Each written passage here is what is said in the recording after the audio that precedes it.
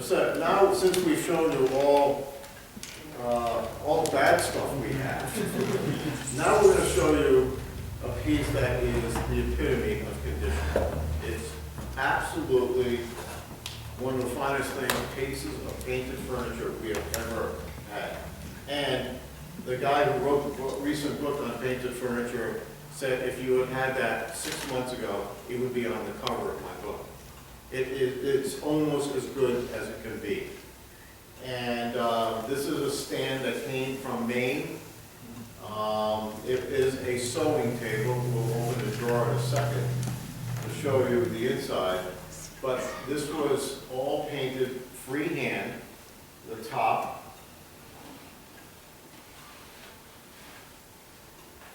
And many of these were done by schoolgirls. We think this was probably done by the instructor to teach the kids how to do it. And it was never, many times in painted furniture, they would varnish it to keep the paint stable. And this has never been varnished. What you see here is untouched total color, just from about 1830 when this stand was made. And there are many forensics that are really cool. Like if Kevin put this down. Huh? Yeah, look at the color of the wood. It's like it was just cut. I think this is one of the most remarkable survivors that we have ever handled, certainly in the paint field. And one of the things I'm going to show you is, the scratch my finger marks. Oh, it's on the side of the side. Okay. So if a sewing table, a lady who's doing sewing would maybe move the table to where her chair was. Maybe it was near the window. So she would pick it up in the middle, that's where, and then move it over to wherever she was sitting. Well, her fingernails scratched, left little imprints right here on the side.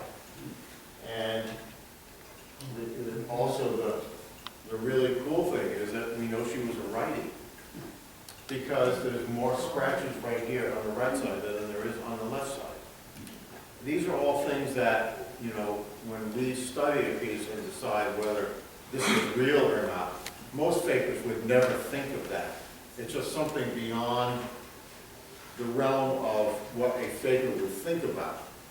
And so, and here is the inside of the drawer where she would have kept her thread, her needles, and it's just amazing. It's just amazing. And it's white pine. There's never been a thing done to it. And also out here, Kevin, turn it this way. You see how it's whiter up here? Mm-hmm. Because it's shaded from the weather or the grease in the house or whatever, and it tapers down sort of, whereas the top is the dirtiest, where you would expect it to be because of dust and dirt and grease in the house. Don't forget, one of the things I think people never consider is how dirty those houses were. We are hygienic compared to what an 18th or a 19th century house up in Maine would be, or Connecticut. Their lamps, their light was grease lamps. Candles were very expensive. Only wealthy people could afford candles. So they lived on, daylight. They went to sleep at 7:30 now, and they got up early in the morning. And so the grease from an old house leaves a patina that we now, we look for and we look where it shouldn't be. So condition. Show the bottom forward. So this is interesting too. If you look on the inside of the top, under the top, it's much lighter than the bottom board of the bottom, because that's sealed in. Because under the top, that drawer will help protect the inside of the case the inside, the underside of the top. And this is something we do for consistency.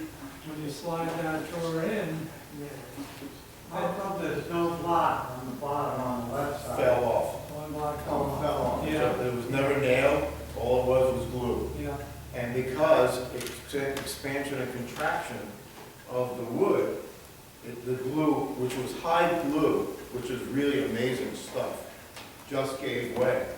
And the other one's there, but there's the one that fell off. and it's so pure, and it only needs one. We decided not to replace it, because it's just so nice. And then from the bottom now, with everything in place, you can see the consistency of the color and all the different elements. The inside of the runners really match.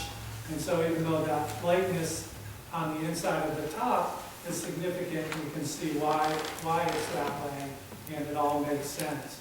So understanding that condition, getting to know the color of natural oxidation, looking for those wear patterns, those are all really important elements in understanding condition. So this is amazing survival, just amazing. And you're welcome to come up and look at it. And there's also, as far as the composition and the artistic merit, this is a needlework sampler. And if you see at the very top there, if you come up later, there's like a sawtooth design right across around the picture on the top. There's a needlework sampler, which is dated 1801 with the exact same sawtooth around it. So that's a design that they were teaching. It's to schoolgirl art at the time.